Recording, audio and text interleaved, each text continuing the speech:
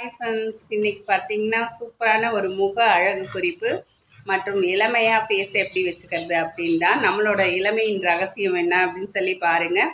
இப்போ வந்து பார்த்திங்கன்னா எந்த மேக்கப்புமே இல்லை. என்னோடய ஃபேஸ் எப்பொழுதுமே கிளியராக வந்து பிரைட்டாக இருக்குது அப்படின்னா நான் என்ன சீக்ரெட்டை யூஸ் பண்ணுறேன் அப்படிங்கிறத பார்க்கலாம். இதுக்கு வந்து எப்பொழுதுமே நான் வந்து ஒரு 6 பாதாம் எடுத்துக்குவேன். பார்த்திங்கன்னா அந்த பாதாம் வந்து நல்லா ஊற வச்சிடணும். தண்ணியில் நல்லா ஊற வச்சு ஒரு கிண்ணத்தில் எடுத்து நல்லா வச்சுக்கோங்க.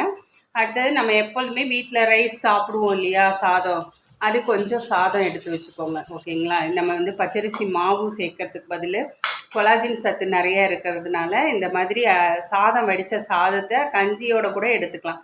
ரெண்டையும் நல்லா போட்டு அரைச்சிக்கோங்க. ஊற வச்ச பாதாமையும் அந்த சாதத்தையும் நல்லா அரைச்சிருங்க.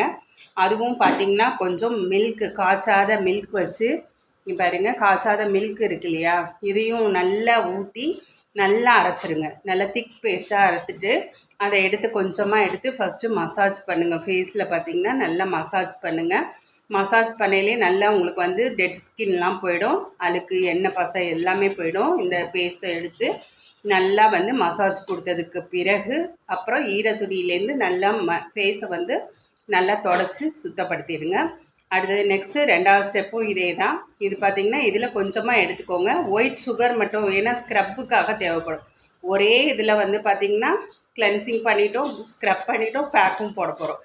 இது 2வது வந்து இதில் சுகர், ஒயிட் சுகர் இருக்குது இல்லையா, வீட்டில் நம்ம காஃபி போடும்போது சாப்பிடுவோம் இல்லையா, அந்த சுகரை அப்படி இது நல்லா மிக்ஸ் பண்ணிவிட்டு ஃபேஸில் நல்லா ஜென்ட்லாக அப்படியே மசாஜ் பண்ணுங்கள். அந்த ஸ்க்ரப்பு பார்த்திங்கன்னா உள்ளுக்குள்ளே இருக்கிற அந்த டெட் செல்ஸ்லாம் ரிமூவ் பண்ணி கொடுத்துரும். ஃபேஸ் ரொம்ப க்ளோவாகவும் நல்ல கலர்ஃபுல்லாகவும் ஷைனிங்காகவும் இருக்கும். இதையும் நல்லா ஈரத்துணியை வச்சு தொடச்சி எடுத்துருங்க. 3வது பேக்கு. இந்த பேக்கில் மீதி இருக்கிற அந்த இதை வந்து ஃபுல்லாக கவர் பண்ணி ஃபேஸ் முழுவதும் நம்ம ஒரு பேக் போட்டுக்கிறோம். கண்ணை தவிர மற்ற எல்லா இடங்கள்லையும், ஏன்னா ஈவனாக ஃபேஸ் ஃபுல்லாக ஒரே கலராக இருக்கணும், ஏன்னா கண் கருவளையம் எல்லாமே போயிட்டு முகம் வந்து ரொம்ப இளமையாக நல்லா ஃப்ரெஷ்ஷாக இருக்கணும் அப்படின்னா ஃபேஸ் முழுக்க பேக் போட்டுருங்க. அவ்வளோதான். ஒரு 1/2 மணி நேரம் நல்லா காய வச்சுட்டு அதுக்கப்புறமா நீங்கள் நல்லா வார்ம் வாட்டரில், ஏன்னா அது நல்லா டைட் கொடுத்துரும், ரிங்கிள்ஸ்லாம் போயிடும். அதனால் நல்லா டைட்டாக இருக்கிறதுனால நம்ம ஈர துணியை வச்சு நல்லா ஈரப்படுத்திட்டு அதுக்கப்புறம் ஃபேஸ் வாஷ் பண்ணிவிட்டு சூப்பராக உங்கள் ஃபேஸை பாருங்கள். ரொம்ப இளமையாகவும் ஸ்கின் பார்த்திங்கன்னா ரொம்ப பிரைட்டாகவும் இருக்கும். இதை நல்லா ஃபாலோ பண்ணுங்கள். என்னோடய இளமையின் ரகசியம் இது தான். Okay friends, bye. அடுத்த டிப்ஸோடு உங்களை நான் வந்து பார்க்குறேன்.